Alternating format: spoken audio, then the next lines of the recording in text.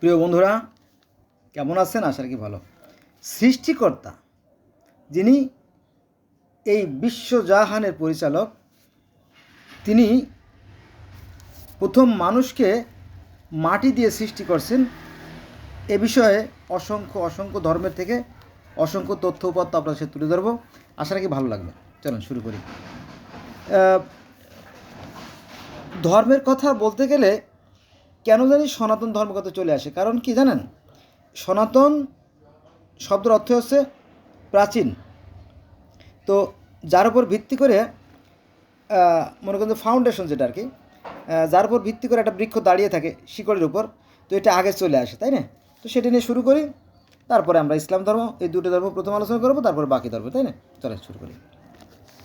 সনাতন বা হিন্দু ধর্ম মতে কি বলা আছে দেখেন, নিরাকার ঈশ্বর প্রথমে নিজের আকৃতি তৈরি করলেন বা মূর্তি তৈরি করলেন। মূর্তি তৈরি করার পরে তিনি আত্মারূপে ভিতর প্রবেশ করলেন। এটা বেদে আছে, খোদ বেদে আছে যে সৃষ্টিকর্তা কামনা করলেন যে আমি পশু ও প্রজা সৃষ্টি করব। সৃষ্টিকর্তা কিন্তু অদৃশ্য, নিরাকার, জ্যোতিময়, অশরীরী, জন্মমৃত রহিত। ভালো করে খেয়াল রাখবেন। তো তিনি চিন্তা করলেন যে আমি পশু ও প্রজা সৃষ্টি করব। তিনি হস্তপদ, কর্ণ, নাসিকা, গৃহা, জিহ্বা, ত্বক সব কিছু তৈরি করে ভিতরে আত্মারূপে প্রবেশ করলেন। ঠিক আছে? তো ওই একই কথা, অর্থাৎ বেদে যা আছে কোরআনে কিন্তু ওই কথাই আছে যে সৃষ্টিকর্তা প্রথমে আদমকে সৃষ্টি করলেন। আদমকে সৃষ্টি করার পরে তিনি তার ভিতরে তার আত্মা, বাকারা কিন্তু এইগুলোই আছে যে আমি আমার আত্মা আদমের মধ্যে ঢুকাই দিলাম। বোঝা গেছে বিষয়টা? এই তিনি ঢুকলেন আর ঢুকাই দিলেন, তো একই কথা রে বাবা, তাই না? পার্থক্য তেমন নাই, তাই না? কিন্তু এখানে শুধুমাত্র ব্যাখ্যা বিশ্লেষণে ভুল।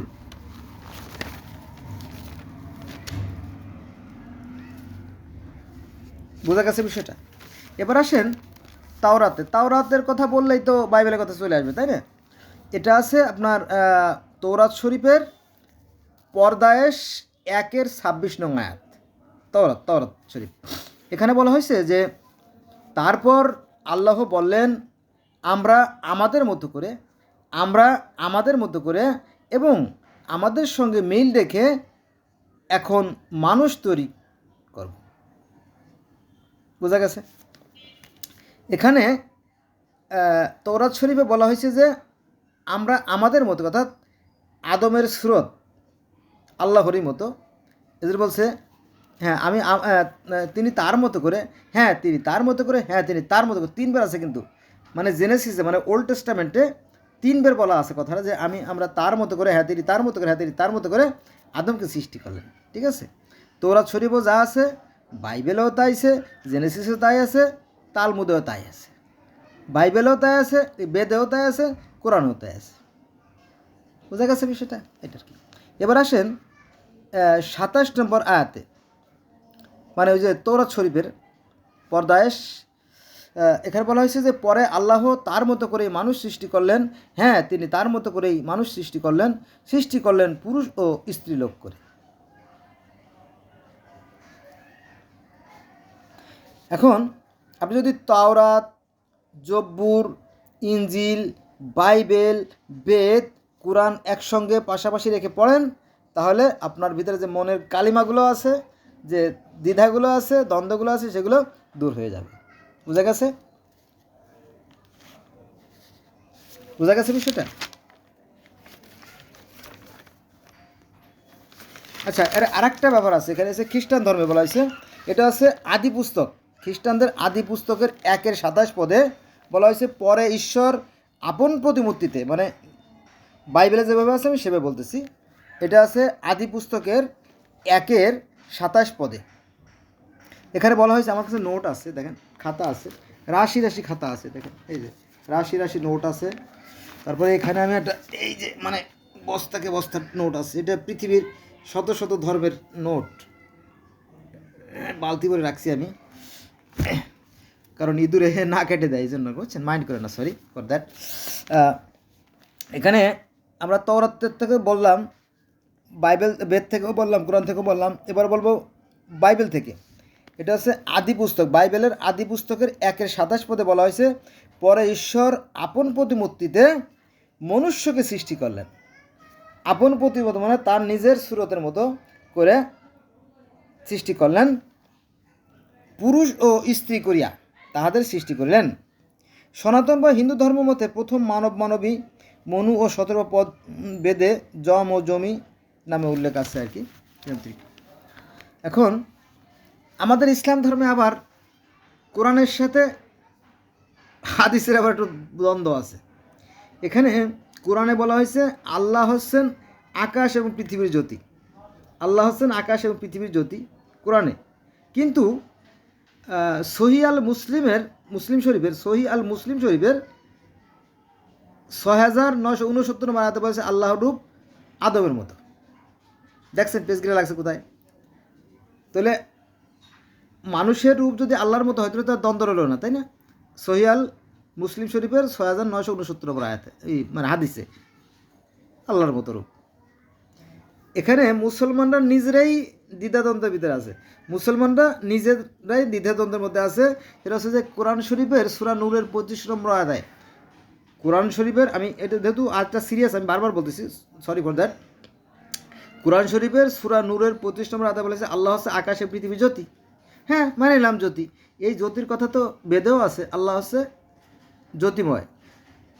আবার ওই যে ভগবত গীতায়ও বলা আছে যে অর্জুন শ্রীকৃষ্ণ বলিল আমি ঈশ্বরের রূপ দেখতে চাই, তখন বলো না, তাকে চর্মচোখে দেখা সম্ভব না, তিনিও ছিলেন জ্যোতির্ময়। সেটা সহস্র সূর্য যদি আকাশে উদিত হয় তাহার তুলনায় ঈশ্বরের রূপ কিছু নাই। তাহলে ওই যে মুসা আলাইহিস সালাম যে তুর পাহাড় আল্লাহকে দেখছিলেন সেটাও ছিল জ্যোতিময়, নবী মুহাম্মদ মেরাজে গিয়ে দেশরা দেখলো সেটাও ছিল জ্যোতিময়, তাই না? তো সেই জ্যোতিময় তো শ্রীকৃষ্ণের সাথে অর্জুনের যে কথাবার্তা হলো তখন ঈশ্বরের যে সহস্র সূর্যের রূপ সেটা তো সে জ্যোতিময় রইল। তাহলে পার্থক্য কোথায়? তারপরে মিশরীয় ধর্মে যে সূর্য বা শামাস সেটাও তো জ্যোতিময়, তাই না? গিলগামেশও সেই জ্যোতিময়। গ্রিক ধর্মে কাওয়াস সেটাও জ্যোতিময়। তাহলে পৃথিবীর প্রত্যেকটা ধর্মই তো সৃষ্টিগত রূপ জ্যোতিময় বলতেছে। তো সেই জ্যোতি থেকেই কিন্তু আবার সৃষ্টির সূচনা হয়। সেটা কীভাবে হয় দেখেন, তিনি পানি সৃষ্টি করলেন, পানি সৃষ্টি করার পরে এই যে পানির সাথে মাটির এবং বাতাসের যে সংমিশ্রণের ফলে যে আর্দ্রতা সৃষ্টি হয়, এই আর্দ্রতা থেকে আবার প্রাণের সৃষ্টি হয়। তিনিই সব কিছু। মনে করেন যে পানির শক্তি কাজে লাগে বিদ্যুৎ উৎপন্ন করা যায়, আবার বাতাসের শক্তি কাজে লাগে বিদ্যুৎ উৎপন্ন করা যায়, আবার সূর্যের তাপের শক্তিকে কাজে লাগে বিদ্যুৎ উৎপন্ন করা যায়, আবার কার্বন থেকে বিদ্যুৎ উৎপন্ন করা যায়, পেট্রোল, ডিজেল, মোম, কেরোসিন, এ থেকেও বিদ্যুৎ উৎপন্ন করা যায়। তার মানে কি একটা শক্তি দ্বারা আর একটা শক্তি রূপান্তর করা যায়। অতএব এই যে আমরা যত ভাগ দেখি, মনে করি যে সূর্য বা মাটি বা পানি বা বাতাস বা আগুন যাই দেখি, আসলে সব কিছু কিন্তু শক্তির বিভিন্ন রূপ। সেই একটা শক্তি বিভিন্নভাবে বিভক্ত হয়ে তিনি তাকে সৃষ্টি করতেছেন, এটা হলো বিষয়। যেন আপনি দেখবেন যে পবিত্র কোরআন শরীফে আছে আল্লাহ আল জাহের, আল্লাহ আল বাতেন, তিনি আদি অন্ত যুগবৎ, তিনি সব কিছু, তার থেকেই সব কিছু সৃষ্টি। হ্যাঁ, তিনিই ছিলেন, আর কিছু ছিল না, এটা আর কি। এখানে কি বলা হয়েছে দেখেন, যে এটা আছে সূরা আম্বিয়া, পবিত্র কোরআন শরীফের সূরা আম্বিয়ার 30 নম্বর আয়াতে বলা হয়েছে অবিশ্বাসীরা কি ভেবে দেখে না যে আকাশমণ্ডলীয় ও পৃথিবী ওতপ্রোতভাবে মিশেছিল, অতঃপর আমি উহাকে পৃথক করে দিলাম এবং প্রাণবান সমস্ত কিছু পানি হতে সৃষ্টি করলাম। এই যে পানি থেকে সৃষ্টি, এই পানি থেকে সৃষ্টির কথা সব ধর্মে আছে, পৃথিবীর শত শত ধর্মে আছে। মনে করেন যে আমাদের ইসলাম ধর্মে আছে সূরা হুদের 7 নম্বর আয়াতে, তারপরে এই যে সূরা আম্বিয়ার 30 নম্বর আয়াতে পানি থেকে সৃষ্টির সূচনা, তারপরে বেদে আছে পানি থেকে সৃষ্টির সূচনা। হ্যাঁ, বেদে এভাবে বলা হয়েছে যে ঈশ্বর চিন্তা করলেন বা কামনা করলেন যে আমি সৃষ্টি করব, প্রথমে তিনি পানি সৃষ্টি করলেন, আর ওই পানি দিয়ে একটা তিনি ডিম্ব, মানে একটা ব্রহ্ম অণ্ড, মানে হিরণ্যক গর্ভ বলে আর কি, বা যেখান থেকে সৃষ্টির সূচনা, একটা মানে পানি সৃষ্টি করেন, পানির মধ্যে একটা পদ্মপাতা ফুল ফোটে, আর সেখানেই ব্রহ্ম বিষ্ণু শিব মহেশ্বর যেগুলো আছে 4 জন প্রধান দেবতাদের সৃষ্টি করেন। ঈশ্বর কিন্তু দূরেই রইলেন, এদেরকে বললেন যে তোমরা সৃষ্টির সূচনা করো, এরা সৃষ্টি করলেন। একজন ব্রহ্মা সৃষ্টিকর্তা, বিষ্ণু পালনকর্তা, শিব সংহারকর্তা। বোঝা গেছে বিষয়টা? তো এই একই কথা একটু ঘুরোয় আমাদের ইসলামে বলা আছে যে আজরাইল, জিব্রাইল, ইসরাফিল, মিকাইল, একজন সৃষ্টিকর্তা, একজন পালনকর্তা, ধ্বংসকর্তা। এই তো সাধারণ মানুষ তো বুঝবে না। আবার আমরা যারা বুঝি, আমরা যারা বিজ্ঞ, আমরা যারা দীর্ঘদিন ধরে ধর্ম নিয়ে রিসার্চ করতেছি, আমরা বললে আবার সেটা শুনবে না, বুঝছেন? বলবে এটা কী কয়, গালাগালি করে। বেশিরভাগ মুসলমানের সন্তানরাই বেশি বেশি গালাগালি করে, কারণ এরা আছে একদম পিছিয়ে পড়া জাত। তো পৃথিবীতে যখন অনেক উন্নত জাতি, অনেক সভ্য জাতি সৃষ্টি হয়, তখনও কিন্তু মুসলমানরা পিছিয়ে পড়েছিল।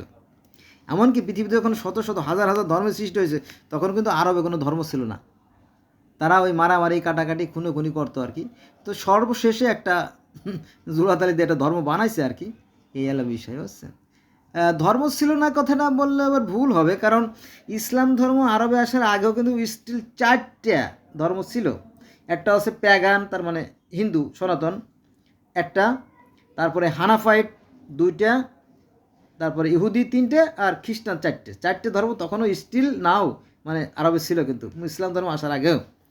হ্যাঁ, তবে একটা নির্দিষ্ট গোত্রের ধর্ম ছিল না, ওরা ওই যে মূর্তি পূজা বা অন্য অন্য কাজে ব্যস্ত ছিল। তখন নবী মুহাম্মদ সাল্লাল্লাহু আলাইহি ওয়াসাল্লাম বলল, হে অসভ্য দল, সারা পৃথিবীতে যখন র পড়ে গেছে, ধর্ম ধর্ম ধর্ম, অথচ তোদের কোনো ধর্ম নাই, তোরা একটা ধর্ম মাইনে সভ্য হয়। এই কি তোর, কি তোর বাপের কি? এই নবী মুহাম্মদ সাল্লাল্লাহু আলাইহি ওয়াসাল্লামকে বিষ প্রয়োগ করা হয়েছে, তার মেয়েকে হত্যা করা হয়েছে, তার নাতি অর্থাৎ হাসান হোসেনকে হত্যা করা হয়েছে, আলীকে হত্যা করা হয়েছে, 360 জন সাহাবীকে হত্যা করা হয়েছে, আলীর 61,000 সৈন্যকে হত্যা করা হয়েছে, আয়েশাকে হত্যা করা হয়েছে, আয়েশার ভাইকে হত্যা করা হয়েছে। এভাবে নবীর যাহারে আহ্লাবাদ ছিল সবাইকে মাইরে চিরতরে নিশ্চিন্ন করে দিচ্ছে। বুঝা গেছে? ও আজকের যে আলোচনার বিষয়টা সেটা হচ্ছে পানি। সেটা হচ্ছে যে বিজ্ঞানীরা বলতেছে সৃষ্টির মূলে পানি, বিজ্ঞানও বলতেছে পানি থেকে সৃষ্টি। আবার গিলগামেশের মহাকাব্য বলা হয় সেখানে পানি থেকে সৃষ্টি। এবং মিশরীয় ধর্মে ওরা পানিকে বলে কি জানেন? নান, নান থেকে সৃষ্টি, উৎপত্তি। নান নান নান, মিশরীয় ভাষায় নান, পানি থেকে সৃষ্টি, এটা আর কি। তো আমাদের সনাতন ধর্ম একই কথা বলা আছে, জল থেকে সৃষ্টি। আর আমাদের পবিত্র কোরআন শরীফে সূরা হুদের 7 নম্বর আয়াতে এবং আপনার সূরা আম্বিয়া 30 নম্বর আয়াতে বলা হয়েছে পানি থেকে। আরও অনেক আয়াতে আছে, যেমন ফুরকানের আছে 54 নম্বর আয়াতে, তারপরে আপনার সূরা ফুরকানের 59 নম্বর আয়াতে, এই সমস্ত জায়গায় এই পানির কথা বলা আছে। তারপরে আছে সূরা সাজদা আয়াত নম্বর 4, এখানে বলা আছে আল্লাহ তিনি আকাশ, পৃথিবী এবং এর মধ্যবর্তী সমস্ত কিছু 6 দিনে সৃষ্টি করেছিলেন, এমনি আলোচনা আছে আর কি। তিনি আরশের সমাসীন। এই একই কথা কিন্তু আছে, এই একই কথা তাওরাতে, জব্বুরে, ইনজিলে, বাইবেলে, বেদে, কোরআনে, সব জায়গায় কিন্তু আছে। কিন্তু ওই যে আমাদের অজ্ঞতা মানে সীমাবদ্ধতার কারণে জানা হয়ে ওঠে না, ফলে আমরা এই ধর্মের নিয়ে বাড়াবাড়ি করি, অনার্থক বিশৃঙ্খলা সৃষ্টি করি। So I shall request to my friend, let's go from today we shall never call for the religion. তাই আমি আমার বন্ধুদেরকে অনুরোধ করবো, চলেন আমরা ধর্মের বাড়াবাড়ি করি। আমাদের একটাই আকাশ, দেখেন আমি যে কথা বারবার বলি, বিরক্ত হবে না, একটাই আকাশ, একটাই পৃথিবী, একটাই সূর্য, একটাই চাঁদ। পৃথিবীর প্রত্যেকটা মানুষ আমরা একই অক্সিজেন গ্রহণ করি, সুখে হাসি, দুঃখে কাঁদি, আবেগ অনুভূতি এক। একথা কোরআনেরও কথা। কোরআনে আল্লাহ বলতেছে যে সকল মানুষ একই আদমের সন্তান, পরে তারা মতভেদ সৃষ্টি করে বিভিন্ন দলে বিভক্ত হয়ে গেছে। আমি আল্লাহ, আমার পূর্ব ঘোষণা না থাকলে এটা হতে পারত না।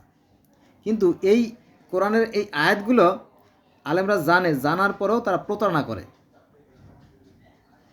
সাধারণ মানুষের সাথে ধোঁকা দেয়, বলে যে আমাদের ধর্মই সবচেয়ে বড়, আল্লাহ পাক শুধু একটা ধর্মই বানাইছে, আল্লাহর ভাষা আরবি, তারপরে ফেরেশতাদের ভাষা আরবি, কবরে যে সমস্ত মুনকার নাকির আসবে তাদের ভাষা আরবি, তারপরে জান্নাতের যে ফেরেশতা রেদওয়ান তার ভাষা আরবি, দোজখের যে মালিক ফেরেশতা তার ভাষা আরবি। তার মানে কি আল্লাহ কি একটা ভাষাই শুধু জানে? এখানে আল্লাহকে ছোট করা হচ্ছে না, আল্লাহকে ছোট করা হচ্ছে, আল্লাহকে অপমানিত করা হচ্ছে, কিন্তু আলেমরা তা বোঝে না। আলেমরা না বুঝলে তো আমি কিছু করার না, তার মাথাতে বাড়ি দিতে পারবো না, তাই না? মূর্খর দল। সৌদি আরবটাই কি শুধু পৃথিবী বলেন? এই জন্য এরা পিছিয়ে পড়ে আছে। এরা দেখেন যে খালি মারামারি, কাটাকাটি, এত বেশি খুনোখুনি, কাটাকাটি পৃথিবীর অন্য কোনো ধর্মে নাই। দেবে আপনি কি বোঝাতে চান? বলতে চাচ্ছি কি শোনেন, যেমন তাও ধর্মের লাউসে উনি কখনোই যুদ্ধ করেন নাই, মারামারি করেন নাই। তারপরে কনফুসিয়াস ধর্মের প্রবর্তক যিনি কনফুসিয়াস, উনিও কখনো যুদ্ধ করেন নাই। গৌতম বুদ্ধ যুদ্ধ তো দূরের কথা, উনি এটা মশাও মারেন নাই, এরকম রেকর্ড আছে যে উনি মশা মাছিও মারতেন না, পানিটা সেকে খাইতেন যাতে কোনো পোকার ডিমও যাতে ক্ষতিগ্রস্ত না হয়। সুন্দর না? তারপরে আপনার ঈসা নবী, তিনিও কোনো যুদ্ধ করে নাই, শুধু শুধু শান্তির বাণী প্রচার করে গেছেন। সুন্দর না? এই ধর্মগুলো সুন্দর। কিন্তু আমাদের নবী মোহাম্মদ সাল্লাল্লাহু আলাইহি ওয়াসাল্লাম নিজে 27টা যুদ্ধে অংশগ্রহণ করছে, আর সব মিলে প্রায় 85টার মতো যুদ্ধ করছেন। এই জিনিসগুলো আমি হয়তো ভালো দৃষ্টি দেখলাম, যেহেতু তিনি আমার নবী, আমি হয়তো দেখলাম, কিন্তু অন্য মানুষ তো এই জিনিসটা ভালোগুলো দেখবে না। আমার ছেলে বা আমার মেয়ে আমার কোলে পায়খানা করলো, এটা আমি তো সেটা আমার ছেলেকে ফেলাই দেবো না, তাই না? আমার বাচ্চা আমার গায়ে পায়খানা প্রস্রাব করছে, তো আমার নবী হয়তো, তাই না, খুন খারাপি করছে, সেটা জিনিসটা আমি মেনে নিলাম, কিন্তু অন্য মানুষগুলো মেনে নেবে বলেন? মেনে নেবে না, কখনোই মেনে নেবে না, তাই না? অনেকে অনেকে বলে যে শ্রীকৃষ্ণ 40 লক্ষ লোক হত্যা করছিল। আসলে ওগুলো তো মানুষ ছিল না, ওগুলো তো অমানুষ, পশু, জানোয়ার, রাক্ষস ছিল, তাই না?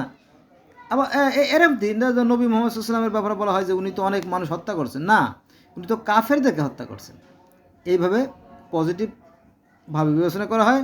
শ্রীকৃষ্ণের বেলাও তাই, কারণ ওই যে আপনার পাণ্ডব আর হচ্ছে কুরু, দুই দল, মানে 100 ভাই আর 5 ভাই, দুই দলে মারামারি লাগলো, পরে 100 ভাই পতন হয়ে গেল, সেই 5 ভাই টিকে রইলো। এটা সৃষ্টিকর্তার শান, এখান থেকে শিক্ষণীয় অনেক কিছু আছে আমাদের।